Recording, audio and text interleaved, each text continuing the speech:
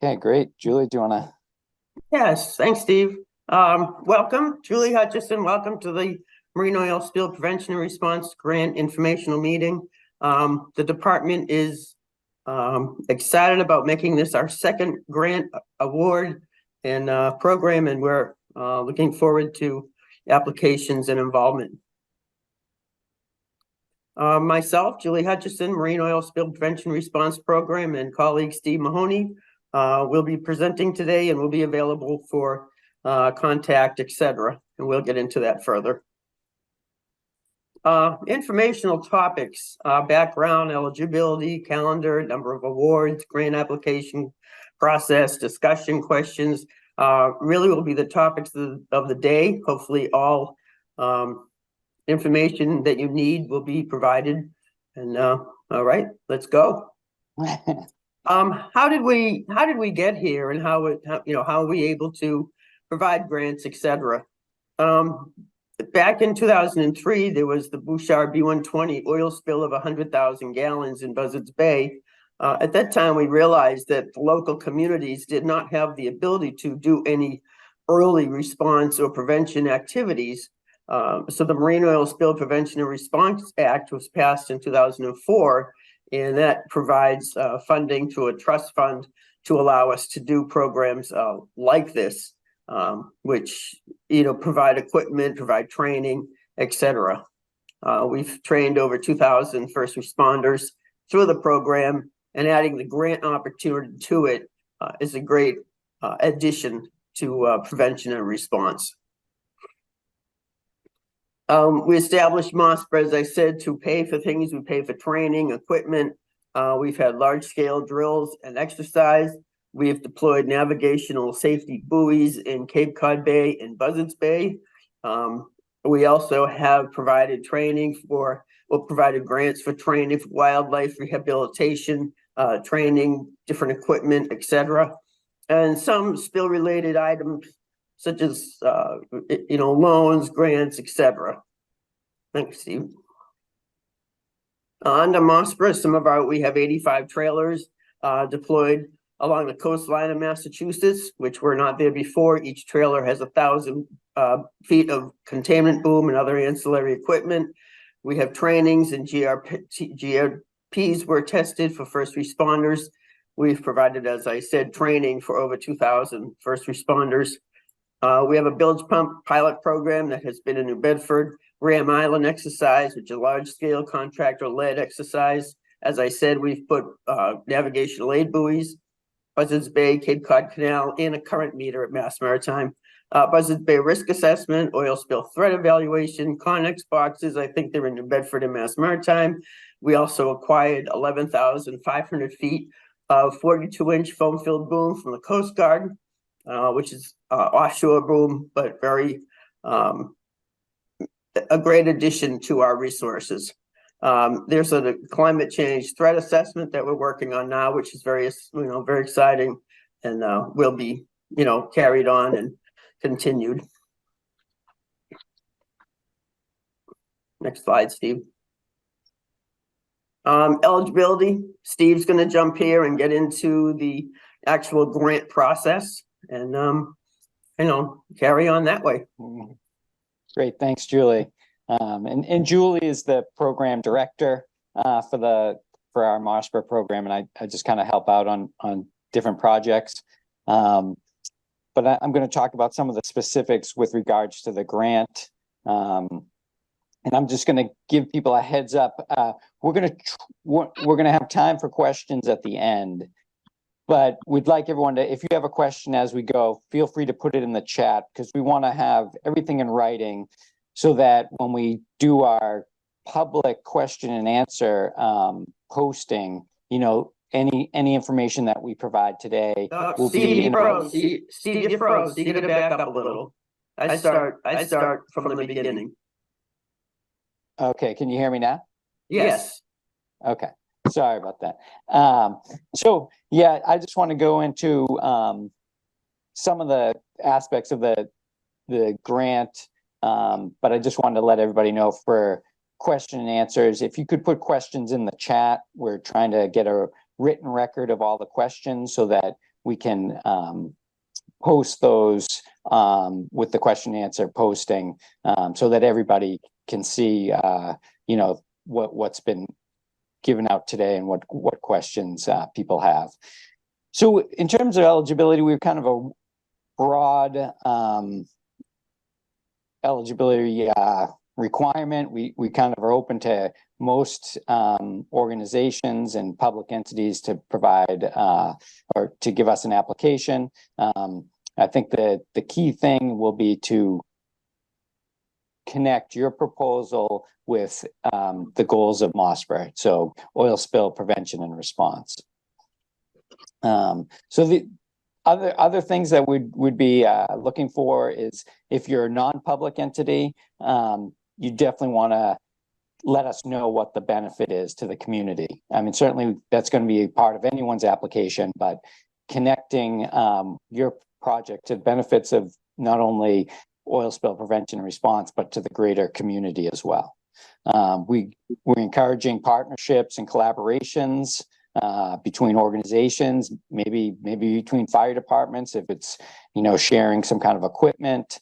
And each entity is permitted to submit more than one application.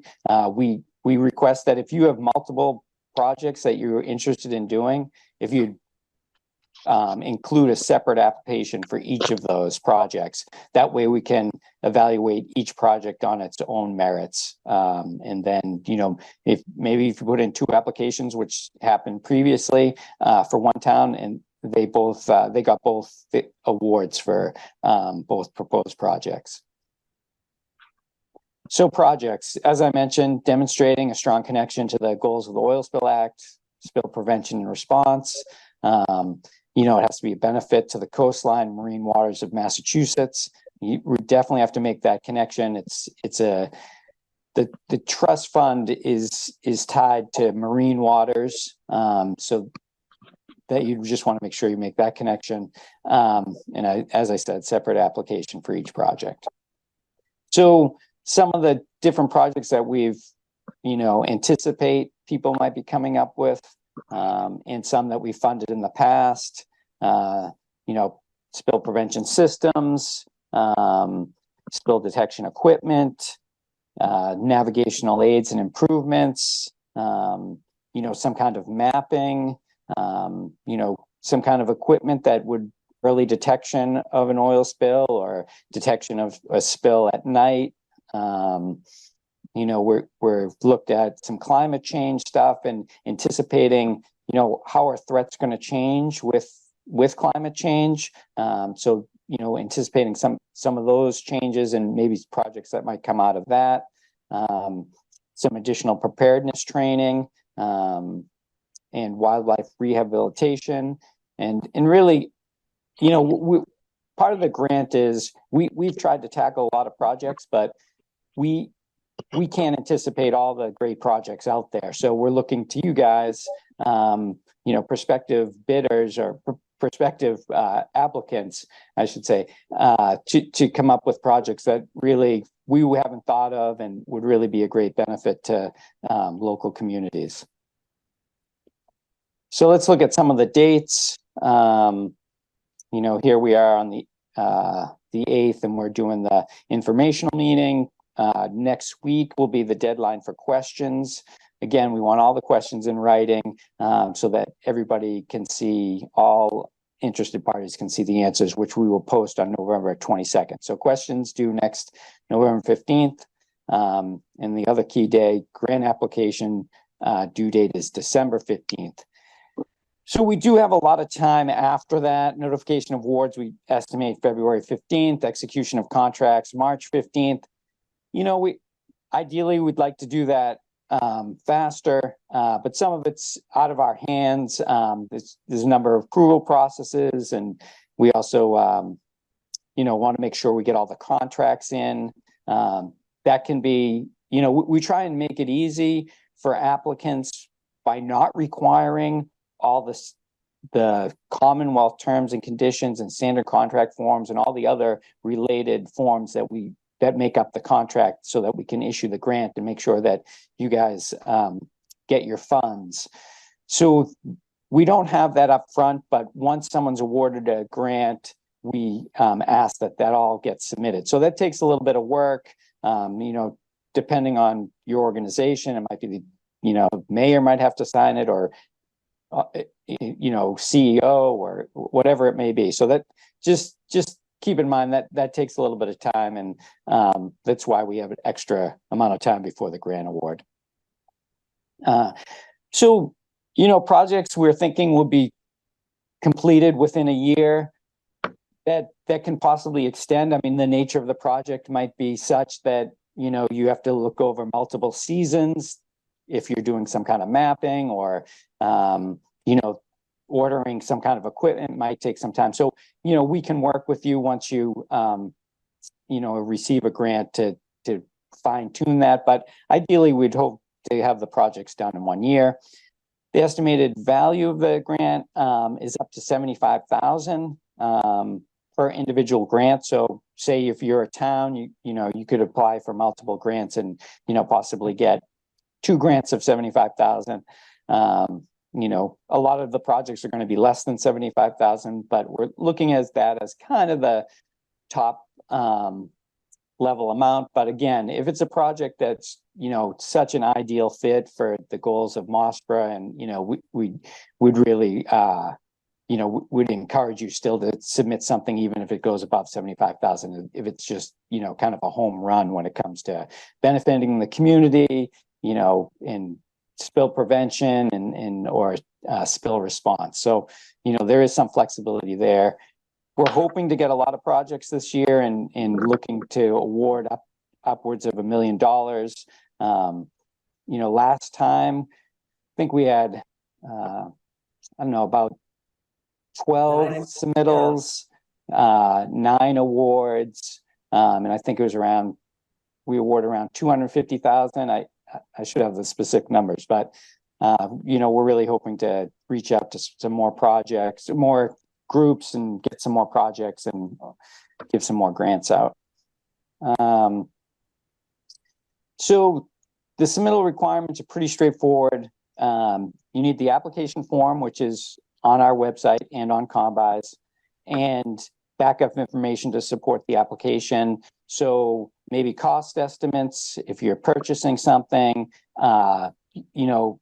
detailed description on how many labor hours you might think it might take. The more information you give us, that's a better proposal, and it's going to be easier for us to award a grant. There's also a conflict of interest form.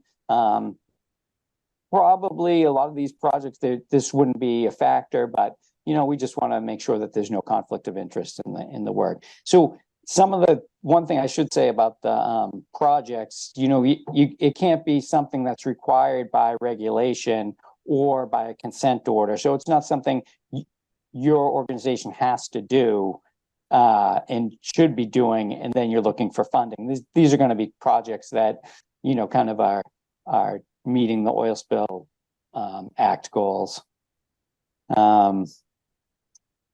So I mentioned that there'll be some documents to sign, and that whole contractual process, which, this being the second time around, will be more efficient at. I believe it was a little bit slow going the first time around, but I think we'll be much quicker this time around. So some submittal keys. If it's as I mentioned, the connection to the oil spill prevention response is critical. Describe benefits to community and the environment, the marine environment. Also, if you're in an environmental justice community, there's some more points awarded for that if you're going to be benefiting that community. If it's equipment, explain how it'll be maintained, who will have use of it, just so that it's sustainable. If training, detail how it fits into your organization's mission, and how it fits in the overall program that you run. So it's just not like a one-off thing that will be kind of lost down the road. So where are these going to be posted? you can just look up MassDEP oil spill. That'll bring you, it'll probably be the second or third thing down on your Google search, and that'll bring it into our webpage. And then under that is the grant page. So we'll be posting everything there, question and answers, any updates. If anything changes, we don't anticipate that, but check back there. But the application's there and the announcement with all the specific information. So it's also on Combis, so plenty of places to see it. If there's any issue, getting into anything, feel free to reach out to Julie or myself, because we want to make sure you guys have everything you need. So if if you have some questions, feel free to put them in the chat. What I'm going to do is I'm going to stop sharing this. I'm going to just pull up the application and we just take a quick look at that while everyone's here. But if you do have a question, we're a little bit limited now that the grant is out on the street.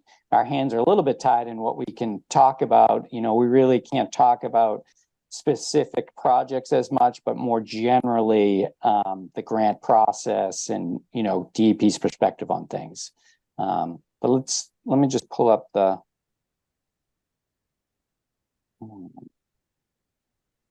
let me just go to,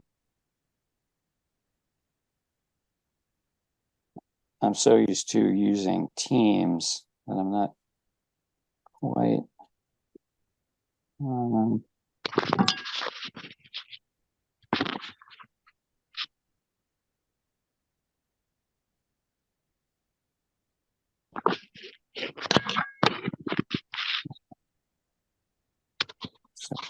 here we go here.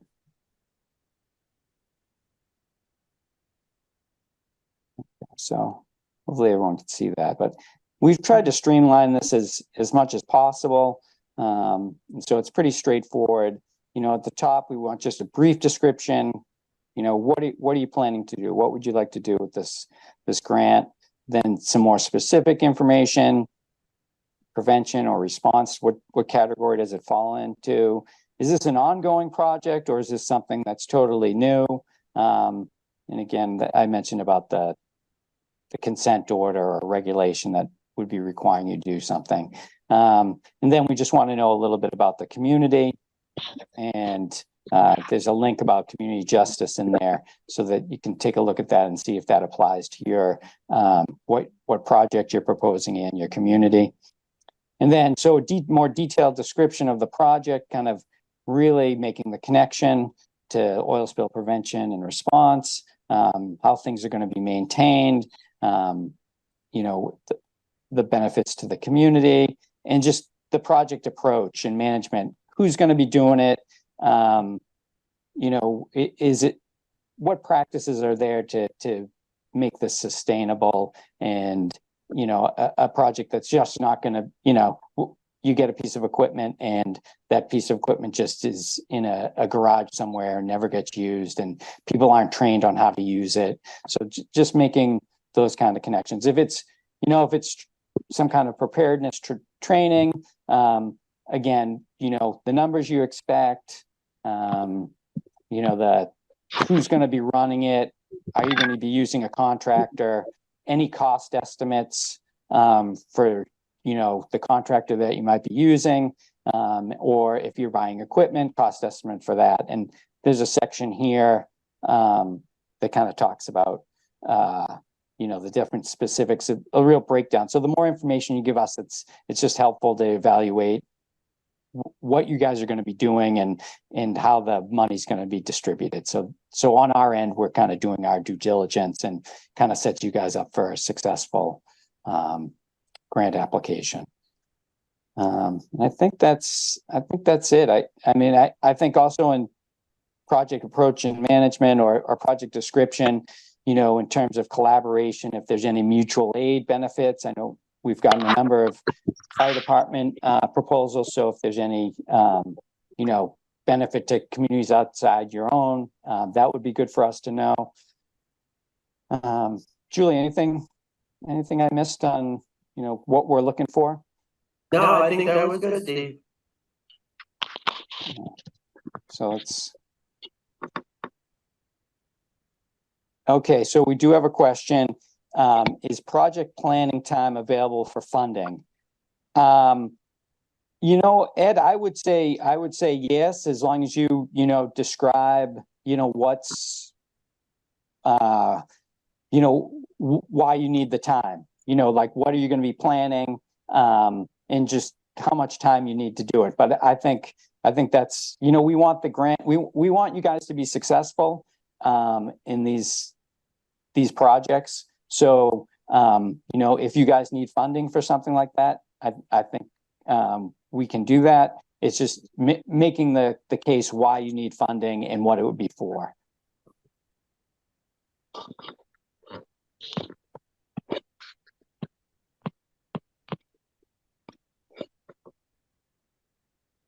Because I think there might be cases where you're going to need some project management time, or, different organizations might need that.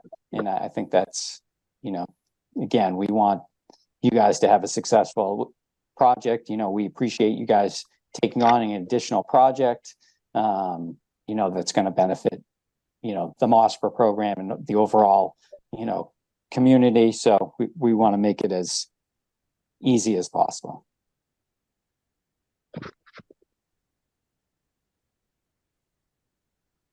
I think there's a second chat, Steve. Oh, there's three.